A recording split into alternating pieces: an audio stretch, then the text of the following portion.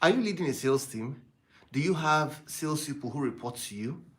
Do you have a budget and you know that you have to work with your sales team to accomplish that budget, but maybe you don't really know how? Or maybe you feel you've had challenges trying to accomplish this. And even if you've been doing well, moving your team to next levels, maybe there are some things you can do a lot better to help you get even much better results. In this video, we're going to look at the steps you can take to be able to lead your team to record profits this year. My name is Yoro Bigwe, trained over 25,000 salespeople across 5 countries: Nigeria, Ghana, USA, UAE, Rwanda. I'm author of several books and resources on sales, and I'm featured on a lot of media platforms to talk about successful selling. I worked at an organization where I was going to target to sell to 20 high net worth individuals, and I was able to bring in 21 high net worth individuals in a single month. I also participated in a sales competition where I won, and I was sent for the World Cup for an all-expense paid trip.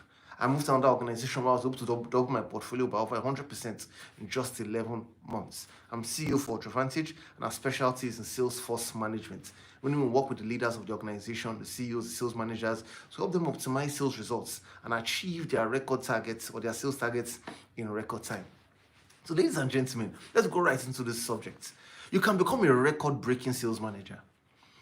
The thing about leadership is, some people say, are leaders born or leaders are made?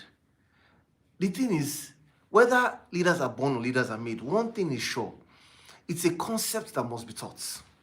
There are certain things that must be taught when it comes to leadership. If you don't study the subjects, if you don't get watch videos like this to understand the concepts and what it takes to lead people, you will just think being a leader means that you are superior to those who you lead.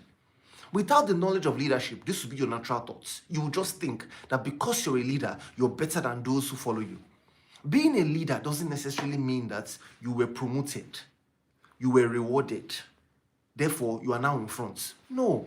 And that's why you don't necessarily look at the best salesperson in the organization and now say, oh, because you're the best salesperson, you're selling the most, you can now lead the team. Not necessarily. Leadership is not a reward. Remember that. Leadership is a responsibility. Responsibility means ability to see and act. To see and act would mean that you would make a lot of sacrifices. When it comes to leadership, there is a very high sacrifice threshold. You have to be able to make significant sacrifices on behalf of your team. Somebody says the only place where leaders are rewarded is in heaven. Because the truth is that when you do these kind of things, you may not get financial rewards necessarily from your organization. You may not even get career rewards in terms of career growth. One of the most significant things that happens to you as a leader is when you start to lead people and you start to make the necessary sacrifices on behalf of your people, your true potential as a human being comes to the surface. Because God has done in such a way that before your true potential can come out, it can only come out when you help others rise, when you lift others. Because leadership is about helping people rise. It's about lifting others. It's about understanding that when this person met you, you were on level 1, but you've been able to move the person to level 5. But you can't do that until you've led yourself. You can't do that until you've grown, until you've developed, until you have something to give. Nobody is saying that you must be the strongest person in the room, but at least you must be ahead of one person. If you're ahead of one person and you are able to move the person to the next level, even those who seem to be ahead of you that you are leading, maybe they're ahead of you in skill or in knowledge or in whatever, when they see that you're able to lead others, the bandwagon effects will kick in and they will decide that, okay, this guy knows what he's doing. The fact that he can lead this person and make this person better, it means that he's worth following. So leadership is not the opposite of followership.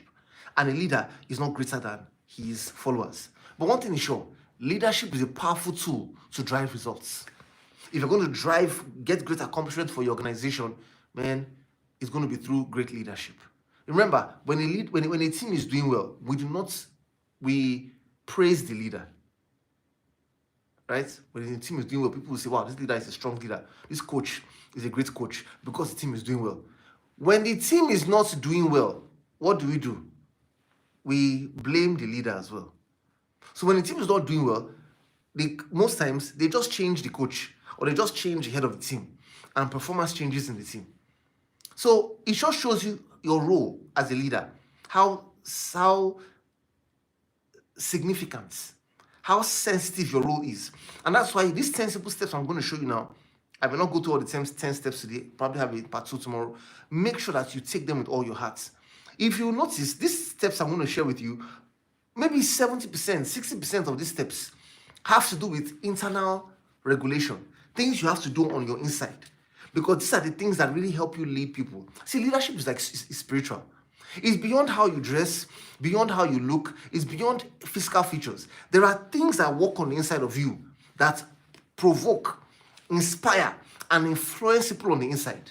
The word grace, the word charisma comes from the word grace.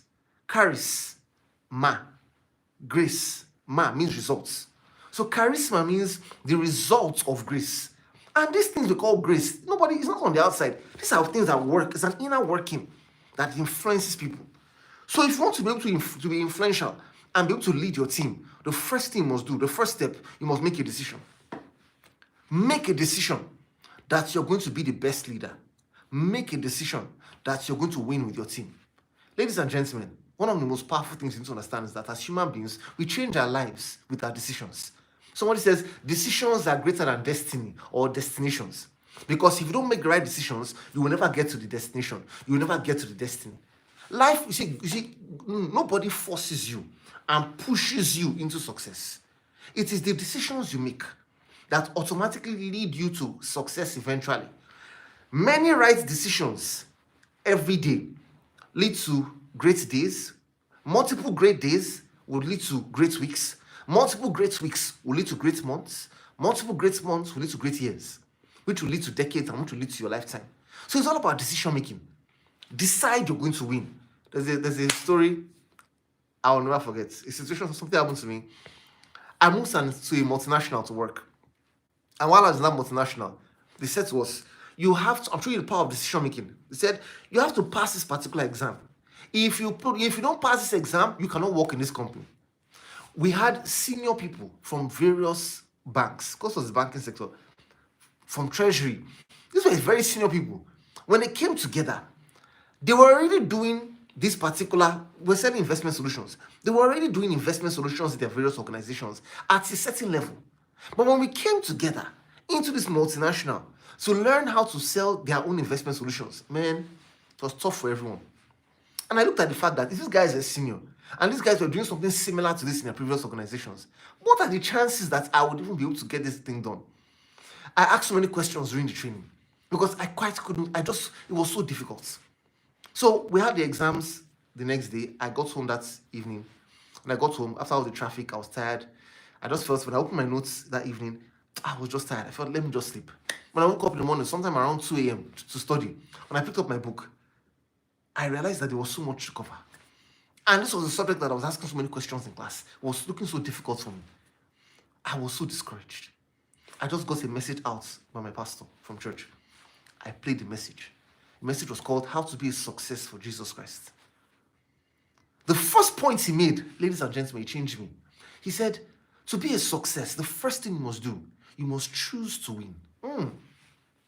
In other words, make a decision to win. When I heard that was all I needed. Inspiration came. Energy came. I just went through my notes. I don't know what happened. Something just happened to me on the inside. I just went through my notes, went through materials. I got into that particular exam. Only 3 people passed. I was one of them. What changed? That decision. I just made a decision. So I'm telling you now, if you have a team you're to lead, you've not led people before, but all of a sudden, maybe in your organization, you were doing well, and it just thought you should be able to lead a team. Now you have people to lead, and you're wondering, what do I do? I'm telling you now, make a decision that you're going to be the best leader, that you're going to win with your team.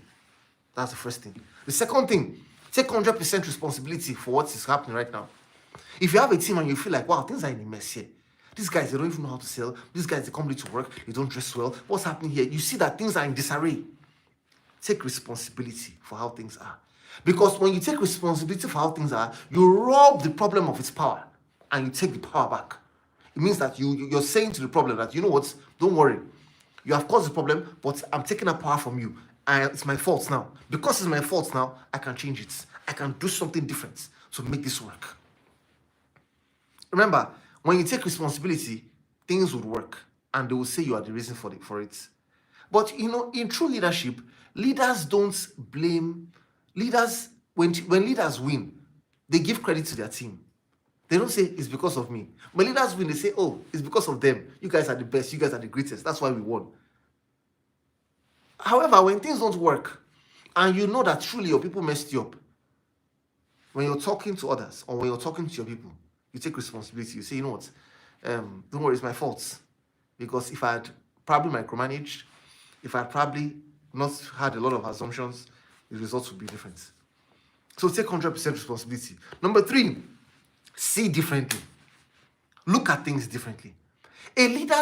One of the most powerful tools a leader has to bring out potential from his people or her people is to see potential.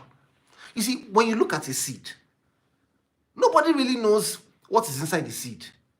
It's only when the forest has come out of that seed that the forest would realize what was inside, that the seed will now realize, oh, this was what was inside me. But a seed by itself cannot know what is inside it. However, with leadership, you can look at a seed and see the forest in the seed. Just like the story of Michelangelo. He went into a particular store and he saw somebody. He said, I want to buy this particular stone. He said, what? No, nobody wants this stone. Everybody has rejected this stone. He said, but I want it. He said, why do you want it? He said, I see the angel in the stone. Meaning that nobody could see what could be carved out of that stone, but he could see beyond the stone and see what he could craft out of the stone. This means that he would just chisel away all the excesses. And that true angel, that true thing he had seen on the inside of the stone starts to manifest. Leadership is like that. We must see potential. See people not as they are. See them as they can be. Don't look at them and say things like, oh, can you imagine? You can't even talk well. Can't even explain himself. Oh, you don't even know. Don't look at all those things. See beyond it. Look at the fact that this person, look at yourself. Who knows? Maybe you don't even have the charisma, the courage, but you've been given the opportunity to lead your team. Doesn't that show you that even though you don't have everything perfect for you, but for some reason, God has done it in such a way that he has looked beyond what your character flaws or what your personality flaws or what your excesses are, and he has given the opportunity to lead people. Give other people the opportunity as well. Don't look at them and judge them. See beyond their situation and see them as you want them to be. That thing is so powerful. Are you aware that when you see people as you want them to be, it activates something on the inside of them? It switches on a button on the inside of them. These are the parts of leadership that a lot of people may not know. But it works on the inside of the leader, and it influences people on their inside. And before long, you start to see them behave differently, and you start to see them change how they act. Number 4, raise your expectations of your people. It is said that followers rise to the expectations of their leaders. If you don't expect your people to do well, if your expectations are so low, I know these people, they'll come late to work again today. I know this person said when they go out, they won't even close. I know them, they will not have good expectations. If you don't have expectations of your people will know. Have you ever worked with somebody before and you felt like, this person doesn't believe in me. This person doesn't expect a lot from me. And you could tell from their body language, from their mannerisms that they don't really have faith in you. Have you worked with someone like that before? I have. And you realize that when you work with people like that, you don't even want to go the extra mile. You don't even want to give your best. Whereas, if you work with people who have so much faith in you, you know that this person believes in you. When this person looks at you, you can see in their eyes, there's admiration. Ladies and gentlemen, you don't want to disappoint that person. You will give everything you have to make him or her proud. So don't become the lead, the cap of your followers' potential because of how you set expectations of them. Have high expectations. And that's where the lead, LID, on them will be removed. And they'll be able to soar. They'll be able to fly. And finally for today, invest in their personal development. Invest in their personal development. Help them grow. Maybe I'll build on this tomorrow, right? Tomorrow I'm going to start with investing in your personal development because of time. But I'd like to thank you for watching today's video. If you've learned anything from today's video, tell me in the comment section below what got your attention the most. You may not be leading a team right now. Maybe you're a salesperson watching this and you're trying to grow, you're trying to improve yourself. You're already on the path. You're already investing in yourself. You're already on the path to becoming a leader one day. And these concepts, if you imbibe them now as a follower, you would realize that your leadership potentials will be released in record time. The greatness of a leader is not in how well he leads his people, but in how well he follows his boss. So this means that as a follower, if you follow your leader properly now, you'll be on your way to becoming a great leader. Please watch this next video here. I believe it to be a great blessing to you. Thank you for watching this video. Please like, share with others. I look forward to seeing you in the next video. Talk to you soon.